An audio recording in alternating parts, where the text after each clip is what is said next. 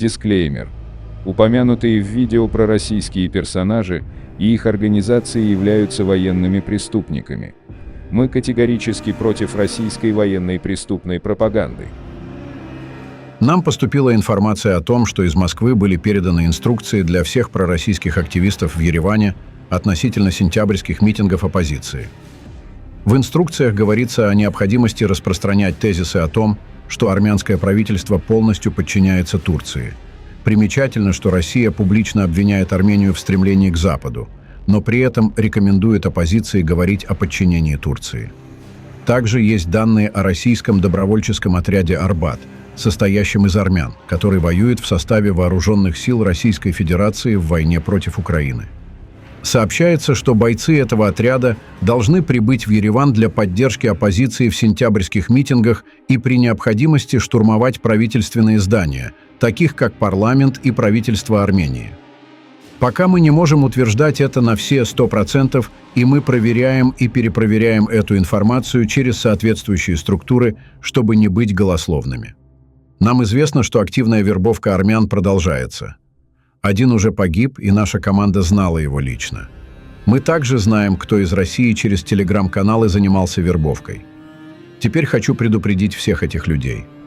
Если вы попытаетесь силой захватить власть в Армении, вот что мы вам обещаем. Армянские силовики будут заниматься вашей ликвидацией, как это положено в отношении бешеных террористов. Любой человек, действующий по заказу внешних сил, будет считаться государственным изменником. Если вы попытаетесь пролить армянскую кровь, вы пожалеете об этом и будете отвечать по всей строгости закона Республики Армения, особенно в условиях военного положения.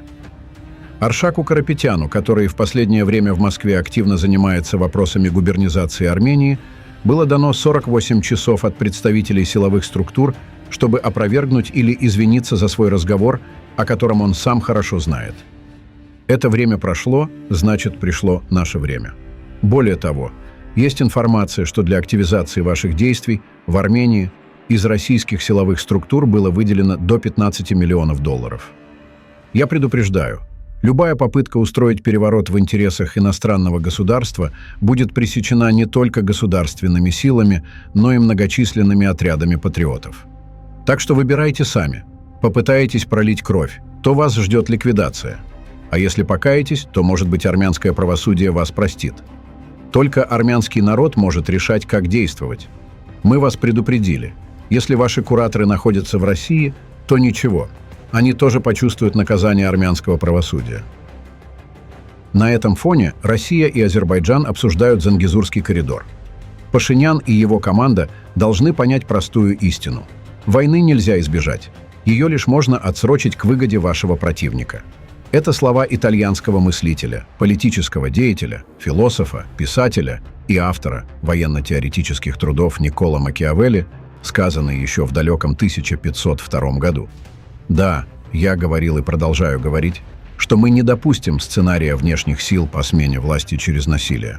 Но я также утверждаю, что мы не допустим сдачи армянских интересов Турции, Алиеву или кому-либо еще. По сути, армянскому народу придется бороться с внешними и внутренними угрозами. Сегодня необходимо проявить силу воли, чтобы противостоять этим угрозам. Примечательно, что Министерство обороны Азербайджана вновь распространило дезинформацию. Заявление Минобороны Азербайджана о том, что якобы 28 августа около 18:30 подразделения вооруженных сил Армении открыли огонь в направлении азербайджанских позиций, расположенных в юго-западной части приграничной зоны, не соответствует действительности, отмечает Министерство обороны Республики Армения. В Азербайджане параллельно проходят учения авиации, артиллерии и инженерных войск. На этом фоне Азербайджан после долгого перерыва начал дважды в день заявлять об обстрелах своих позиций. Следующий этап, по идее, мобилизация резервистов. И, конечно, фактор Путина. Механизм агрессии Азербайджана отработан и, судя по всему, не изменится.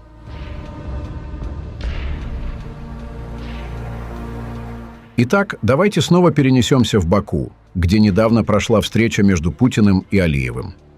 Министр иностранных дел России Сергей Лавров недавно сделал в Баку громкое заявление, утверждая, что Армения препятствует процессу разблокирования коммуникаций между Арменией и Азербайджаном.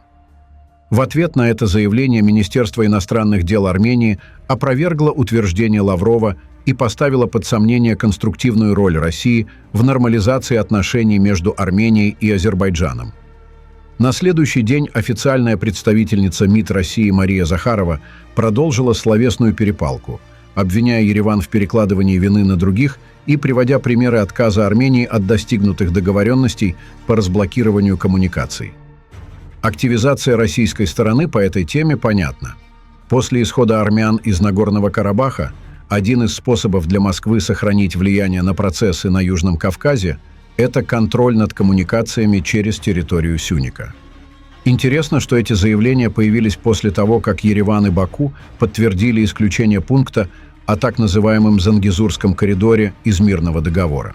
Другим фактором, который, вероятно, побудил Москву активизироваться, являются попытки США достичь приемлемых для Баку и Еревана решений по разблокированию. Заместитель госсекретаря США Джеймс О'Брайен в последние месяцы несколько раз публично заявлял, что открытие коммуникаций через юг Армении может существенно снизить влияние России в регионе. В конце прошлого года он также говорил о принципах, на которых должно основываться разблокирование региональных коммуникаций, включая исключение российского присутствия. Вашингтон предложил доверить контроль над коммуникациями частной компании, что не осталось незамеченным в Москве. Заявления Лаврова, сделанные в Баку, и утверждение Захаровой о том, что Армения отказалась от своих обязательств, на данном этапе не актуальны. Архитектура безопасности и региональная обстановка, в которых обсуждались эти вопросы, больше не существуют. Армения должна немедленно отозвать свою подпись под трехсторонним заявлением от 9 ноября, чтобы превратить это де-факто обстоятельство в де-юре реальность. В Армении опасаются, что этот шаг может создать дополнительные риски для региональной стабильности, так как это заявление регулирует режим прекращения огня между Ереваном и Баку после Второй Карабахской войны. Эти опасения преувеличены. С момента подписания заявления от 9 ноября Азербайджан провел множество военных операций против Армении и Арцаха, достигнув своей главной цели полного контроля над Нагорным Карабахом. Документ больше не играет сдерживающей роли, и если Азербайджан решит снова напасть на Армению, он найдет предлоги. Аргумент о необходимости официального отказа от заявления только после подписания мирного договора тоже неуместен. Перспективы подписания такого договора в ближайшем будущем туманны, учитывая условия Азербайджана. Возможные угрозы со стороны России также маловероятны из-за ситуации в Украинском фронте. Более того, события последнего года показывают, что Баку и Еревану удается достичь определенных результатов в отношениях с Россией, которые ранее казались невозможными. Оставляйте ваше мнение в комментариях и подписывайтесь на наш канал, чтобы быть в курсе самых важных новостей региона и мира.